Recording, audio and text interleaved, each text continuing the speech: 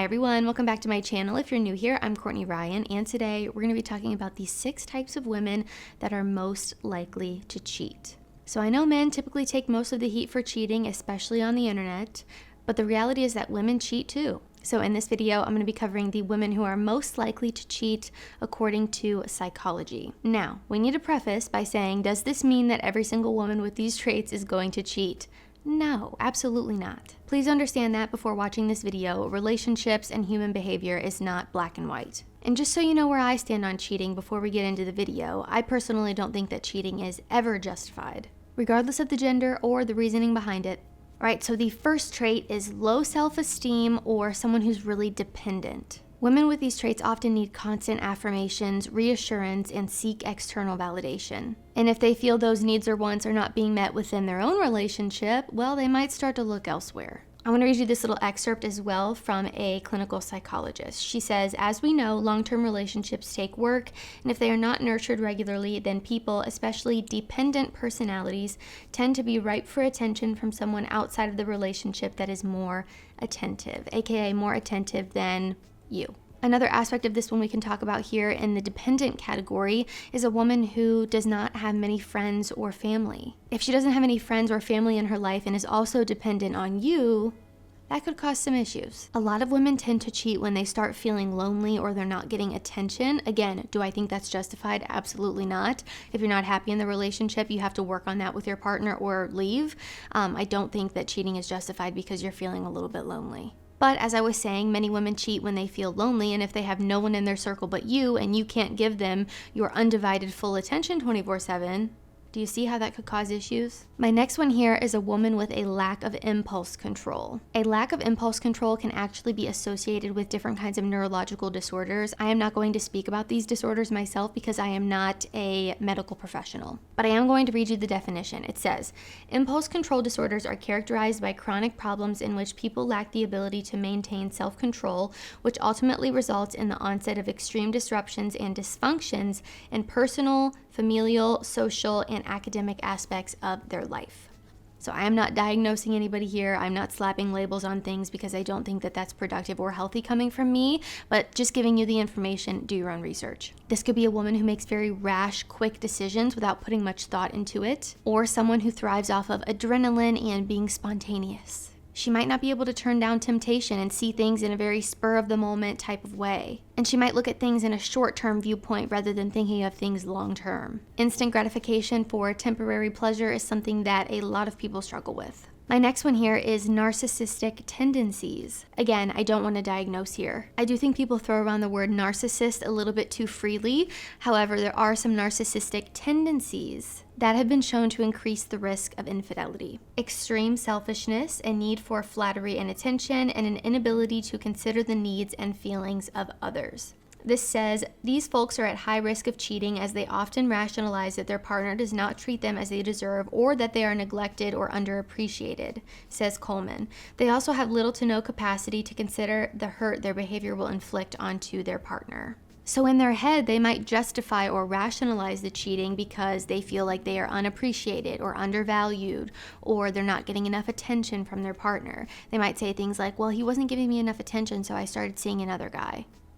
Yikes. My next one is a woman who is emotionally unavailable. Maybe she was more into the chase than the actual relationship itself. People who are emotionally unavailable often really fear commitment and become very stressed out or anxious when things start to progress in the relationship or become more serious. They might cheat around major milestones like birthdays, anniversaries, holidays like Valentine's Day. And a way that you can notice this in the beginning, some signs to look out for, are someone who is playing games with you. This is why I say games are insecure and immature and show an extreme lack of emotional maturity. And this is one of the many reasons why I say you guys should not be dating people who play all these crazy games with you. Again, as I mentioned, it's a major sign of emotional immaturity, insecurity, and a sign that they are not emotionally available for a healthy relationship with you. My next one is a girl who's easily bored. Sometimes having too much time on your hands can cause a bit of trouble.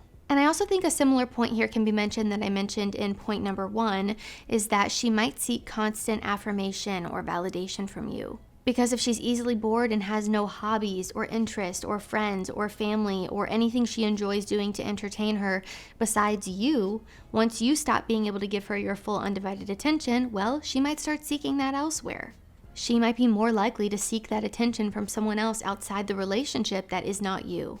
And I think this happens commonly on social media, whether it be her posting a selfie on her story and there's a million guys in her DMs feeding her ego, giving her that external validation that she's craving, or she re-downloads a dating app and that's just like an ego fest. The constant validation you receive on platforms like that as a woman is next level. And another point that you can mention here as someone who's more likely to cheat is someone who is all consumed by social media. Maybe they have no interests or hobbies or friends or family or things that they enjoy doing, but they spend all their time scrolling on Instagram or being on dating apps.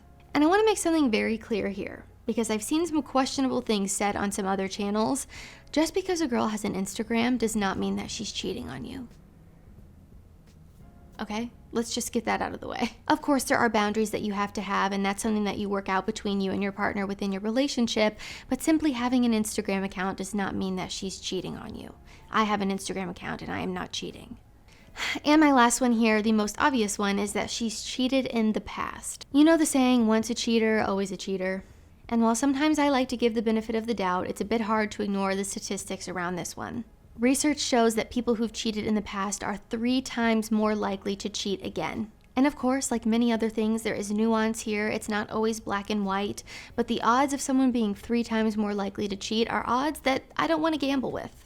And a reason why someone who cheated in the past is more likely to cheat in the future is because they've already done it once. It's already familiar to them. It's not so out of their comfort zone, and they're able to justify it more in their head when they've already done it once. I guess you could kind of think about it in a way as someone who commits crimes. If you've done it once in the past, you're more likely to do it again just because, again, it's more familiar to you. And there were some other ones that I didn't want to make into entire points because I think they're a little bit silly, but some little fun facts, some extra bonuses to throw in for you that I guess really aren't so fun. One is that blondes are more likely to cheat than any other hair color, which I thought was interesting. And then this article I found said that women working in trades or medicine are more likely to cheat. And this says, data from extramarital affairs website Ashley Madison found that 23% of female cheaters on the site worked in the medical field. Other careers that top the list for women include education, finance, and social work.